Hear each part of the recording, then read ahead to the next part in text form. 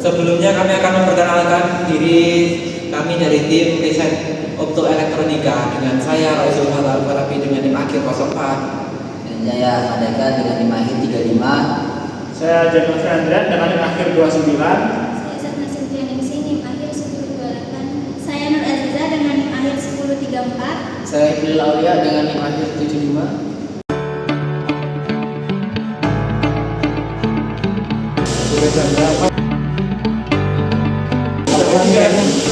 Laptopnya di mana ya?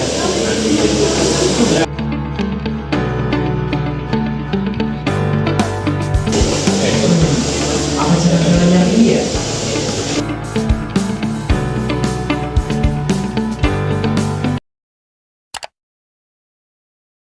Mas, Ya mas. ini bener laptop tuh ya? Ya benar mas. Oh, saya mau tanya-tanya boleh tidak? Boleh silakan mas. Dulu mas. Oh iya, makasih ya. Ya. Mau tanya apa mas? Mau tanya-tanya tentang laptop tuh, misal apa saja sih yang ada di laptop tuh ini? Kalau di laptop itu sendiri ini risetnya ini ada 3 mas. Yang pertama itu non-destruktif elektronika dan instrumentasi. Yang kedua itu ada pengukuran indeks bias dan interferometer. Yang ketiga pengukuran indeks bias pada bahan FRIDA. Nah, yang pertama itu kan non-destruktif ya. Jadi itu riset itu menggunakan alat ukur sensor yang buat menganalisis bahan tapi tanpa merusak bahan tersebut, seperti judulnya non-destruktif. Jadi dia nggak merusak bahan tersebut. Nah, yang kedua itu dia kan judulnya pengukuran indeks bias dengan sensor interferometer. Nah, riset itu menggunakan interferometer buat mengukur indeks bias cahaya atau biasanya itu perubahan optik akibat suhu, konsentrasi, dan variabel lain lah gitu. Nah, yang terakhir itu ada difraksi dan indeks pada fluida. Nah, riset itu menggunakan difraksi untuk nentuin indeks bias pada fluida seperti kayak minyak dan oli gitu mas.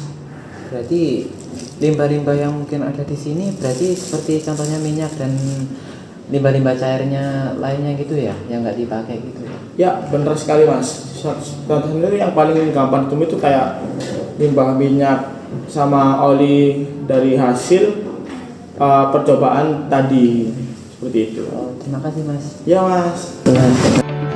Panel surya adalah alat yang mengubah energi cahaya menjadi energi listrik melalui efek fotovoltaik. Ketika cahaya mengenai sel surya yang terbuat dari bahan semikonduktor seperti silikon, foton dari cahaya membuat elektron terlepas dari atomnya.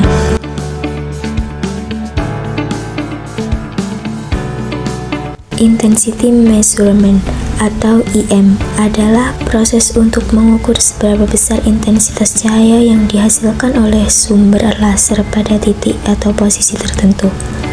Pengukuran ini dilakukan dengan menempatkan sensor cahaya pada jalur berkas laser sehingga energi cahaya yang diterima dapat dikonversi menjadi sinyal listrik.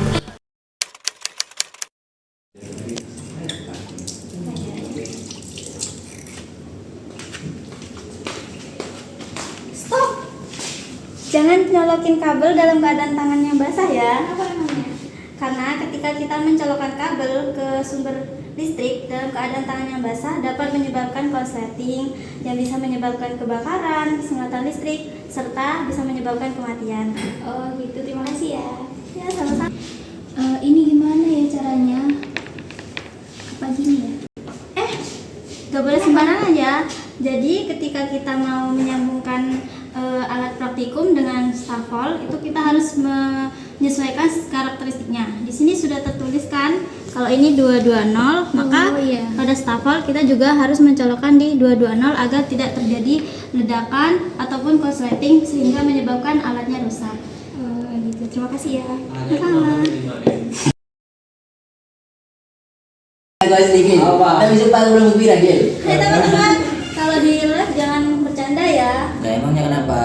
Selain membahayakan yang lain, juga menyebabkan kerusakan alat seperti yang dipegang tanpa sadar. Oh iya, Juga bisa menyebabkan cedera apabila alat-alat ini terjatuh saat kalian bercanda. Dan juga di laboratorium ini memang harus serius dan ini bukan tempatnya untuk bermain-main. Tapi kadang-kadang saya itu melihat ada kayak apa praktikan yang guyon-guyon sambil ketawa Iya, benar. gitu. Ya. Itu harus ditegur ya teman-teman. Kita sebagai kakak tingkat yang sudah lebih tahu itu harus menegur apabila ada praktikan yang bercanda. Oke, ada pertanyaan lagi saya.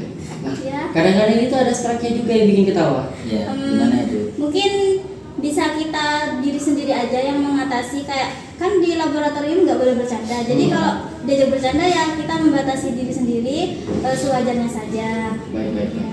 Terima kasih. Ya, sama-sama. Ini alatnya dia pakai berapa volt ya? Ini kayaknya 220 deh. Nah, berarti di sini nanti dia dimasukin ke 220 bukan? Oh iya. Ini tolong bukain dong, nggak Iya. bisa. Nah, Kasih. nah ini kayak kalau ini buat apa ya? Kalau ini untuk membaca. Di sini dek, itu tuh mohon maaf itu mohon ditutup dulu itu. Itu sangat berbahaya. Ya, kenapa ya? Nah, jadi kalau kita dalam keadaan praktikum itu, nah dilarang membawa makanan atau minuman. Nah, karena itu bisa, semisal ya, seperti barusan itu. Nah, itu kan lupa ditutup. Iya. Nah, kesenggol kena alat. Nah, itu larang alatnya. Jadi ya kalau diusahakan itu kalau semisal mau praktikum itu diusahakan sudah minum atau sudah makan. Iya. Jadi kayak makanan minuman tidak boleh dimasukkan ke ya Di dalam lab. ke dalam lab. Jadi Baik, terima kasih. Terima kasih, Kak. Tegurannya Siap. akan dijadiin pelajaran selanjutnya. baik. Terima kasih Kak. Ya. Mohon diingat. Iya. Oke, siap. bagus. Tadi kan aku udah nyebutin kayak limbah itu ada yang fluida tuh salah satunya kayak oli sama minyak gitu ya. Nah di sini juga kita itu kayak limbah-limbah tersebut tuh kita melakukan penanganan khusus, jadi nggak langsung dibuang ke lingkungan. Nah yang pertama itu kita pisahkan dulu limbah tersebut berdasarkan jenisnya. Nah yang berikutnya kita kasih wadah yang tertutup dan kita kasih label supaya mudah buat bedainnya. Yang ketiga, kita taruh limbah tadi itu di tempat penyimpanan sementara yang ada di kampus seperti kayak di lemari yang ada di dalam lab itu. Nah, yang terakhir kita serahkan limbah tersebut ke tempat pengelolaan resmi, tempat pengelolaan resmi buat dimusnahkan. Seperti itu. Terima kasih ya Mas. Iya Mas. Ya. Nah teman-teman, pasti teman-teman tadi sudah melihat video tentang pengenalan tentang apa itu lab optoelektronika, tentang entah itu bidang risetnya seperti apa, bahaya di dalamnya itu seperti apa, dan masih banyak lagi.